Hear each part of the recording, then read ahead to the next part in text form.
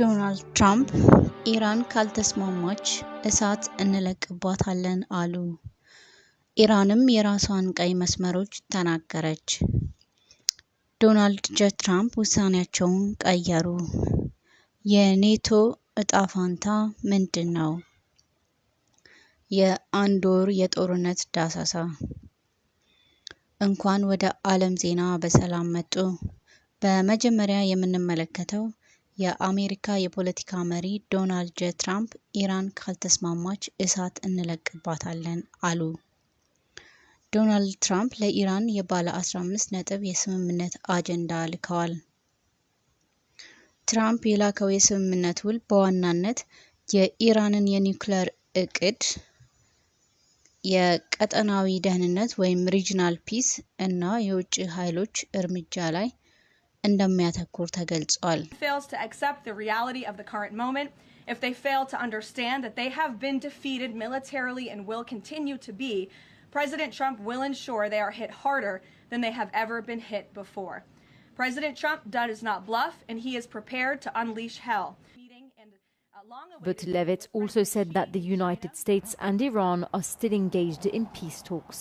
Meanwhile, Iranian media quoted an anonymous official who said the end of the war will occur when Iran decides it should end, not when Trump envisions its conclusion. While the president has repeatedly talked about talks, the White House has been silent about exactly what kind of peace deal is on the table, finally confirming a 15-point plan. They're begging for a deal, said the president, and if they don't agree, it will be their worst nightmare. But they said yesterday that we weren't negotiating with them, and now they admit that we were negotiating with them. So they want to make a deal. The reason they want to make a deal is they have been just beat. But despite the tough talk, the president has again backed away from his second deadline to destroy Iran's energy infrastructure, writing in a post, "As per Iranian government request, please let this statement serve to represent that I am pausing the period of energy plant destruction by 10 days to Monday, April the 6th, 2026 at 8 p.m. Eastern Time. Talks are ongoing and, despite erroneous statements to the contrary by the fake news media and others, they are going very well." Today's cabinet meeting also confirmed Pakistan's central role in trying to get the two sides together. በቀጣይ የምናየው ርዕስ ኢራንም የራሷን ቀይ መስመሮች ተናገረች። በኢራን መንግስታዊ ሚዲያ እንደተገለጸው ኢራን ለስምምነት የራሷን ነጥቦች አቅርባለች። ከነዚህም ውስጥ ሙሉ በሙሉ የውጭ ጥቃትና ጦርነት እንዲሁም የባለስልጣናት ግድያ ወይም አሳሲኔሽን መቆም እንዳለበት፣ ለወደፊትም ጥቃቶች እንዳይደረጉ የሚያረጋግጥ ግልጽ ዋስትና እፈልጋለሁ አለች። ሌላኛው የኢራን ሙሉ ሉዓላዊነት መከበር አለበት። ሌላኛው ያነሳችው ነጥብ በሁሉም ግንባሮች የሚደረጉ የእስራኤል ጦርነቶች እንዲቆሙ እፈልጋለሁ አለች። ይህም ማለት አሁን ላይ እስራኤል በጋዛ፣ በሌባኖን እንዲሁም አንዳንዴ በሶሪያ ግንባር እየተዋጋች እንደሆነ ይታወቃል። ሌላው የሆርሙዝን የነዳጅ መተላለፊያ መንገድ በባለቤትነት እንድትይዝ ጥያቄ አቅርባለች። ይህ የሆርሙዝ የነዳጅ መተላለፊያ መንገድ ለኢራን በጣም ትልቁ የጦርነት አቅሟ እንደሆነና እስካሁንም ለአንድ ወር ያክል አሜሪካና እስራኤልን ወጥራ የመዋጋቷ ዋነኛው ምስጢር ይህ የሆርሙዝ የነዳጅ መተላለፊያ መንገድ ነው። በአጠቃላይ በዓለም የነዳጅ አቅርቦት 20% የሚደርሰው በዚህ መስመር ያልፋል። በዓለም ላይ እየታየ እንዳለው ይህ የነዳጅ መንገድ ከተዘጋ ጀምሮ የነዳጅ ዋጋ እና በአጠቃላይ የኢኮኖሚ መረጋጋት ላይ ከፍተኛ ተጽዕኖ አሳድሯል። This tiny waterway, only tens of kilometers across at its narrowest point, obstructed only by a regime that has been pummeled now by airstrikes for nearly 2 straight weeks with no sign of letting up, fighting for a passage the U.S. desperately wants to reopen because it may just be the most economically important maritime choke point on Earth, with 20% of the world's oil transiting through, and they can't take it? I mean, they sound like they can take it. We have capabilities that no other nation on Earth has. The mullahs are desperate and scrambling. If Iran does anything to stop the flow of oil within the Strait of Hormuz, they will be hit by the United States of America 20 times harder. But the flow of oil has largely stopped, and the US hasn't been able to get it going again. And actually, a quick scan of headlines maybe even suggests the opposite is happening. Iran laying mines, international cargo ships in the vicinity being hit, dark smoke pouring into the sky.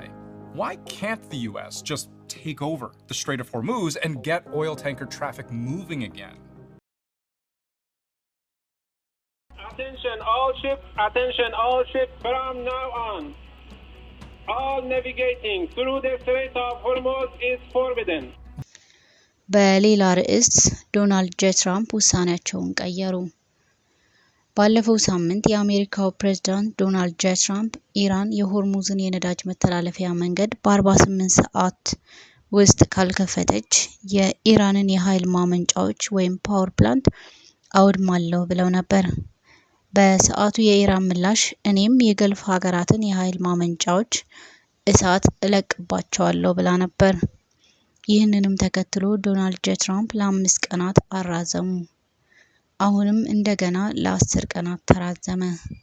ይህም የጊዜ ገደብ መራዘሙ በዓለም አቀፉ ማህበረሰብ ምንም አይነት ቀነ ገደብ ያለ አይመስልም አስብሏል። Sophie, I think there's two things that I would point out from today. First of all, the President had a 48-hour deadline last Saturday.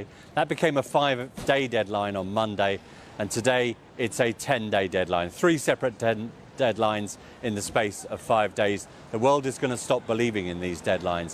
And secondly, when you listen to the words from the negotiators, an action list leading to a possible framework for a possible peace deal. That doesn't sound like we're anywhere near crossing I's and dotting T's. This war is going on for some time yet. Gary O'Donoghue in. ተንታኞቹም የጊዜ ገደብ መራዘም አንድም ለአሜሪካ የእግረኛ ወታደራዊ ኃይል ወደ መካከለኛው ምስራቅ ለመላክ እና ለመዘጋጀት ትጠቀምበታለች፣ በሌላ በኩልም ለዲፕሎማሲያዊ ንግግር ተጨማሪ እድል ይሰጣል ተብሏል። በሌላ ርዕስ የምናየው የኔቶ እጣ ፈንታ ምንድነው የሚለውን ነው። ከትናንት በስቲያ በተካሄደው የካቢኔ ስብሰባ ላይ ዶናልድ ጄ ትራምፕ የኔቶ አባል ሀገራትን በጣም ወርፈዋል፣ ከባድ ቃላቶችንም ተናግረዋቸዋል። የኔቶ ሀገራት ግዴታቸውን አልተወጡም። አሜሪካ የኔቶ አባል ሀገራትን እስከ ዛሬ ከኋላዋ ተሸክማ መጥታለች። እነሱ ግን በጥቂት ጊዜ ብቻ ስንፈልጋቸው አልተገኙም። አብዛኛዎቹ የኔቶ አባል ሀገራትም የሚፈለገውን የወታደራዊና የኢኮኖሚያዊ መዋጮ እንዳላወጡ ተናግረዋል። አክለውም ይህ የኔቶ ጥቅም ምንድነው? አሜሪካ አሁን ባለችበት ደረጃ ኔቶን አትፈልግም፣ ለቀን ልንወጣም እንችላለን ብለው አስፈራርተዋል።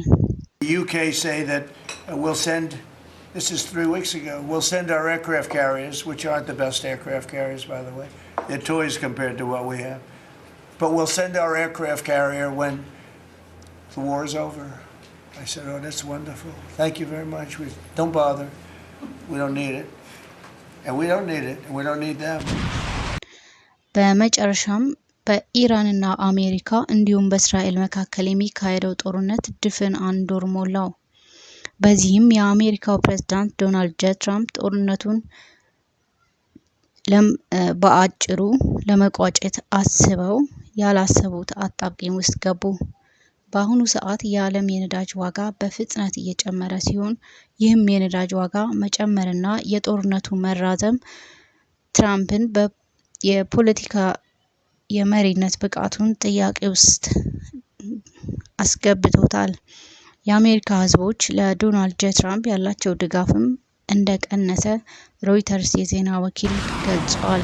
27 days into this war, and Iran is still managing to respond to some military degree, and its regime remains intact despite dozens of high-level assassinations. And it has remained defiant about agreeing to American demands. Even the key US negotiator was sketchy in the way he described the talks. I can say this.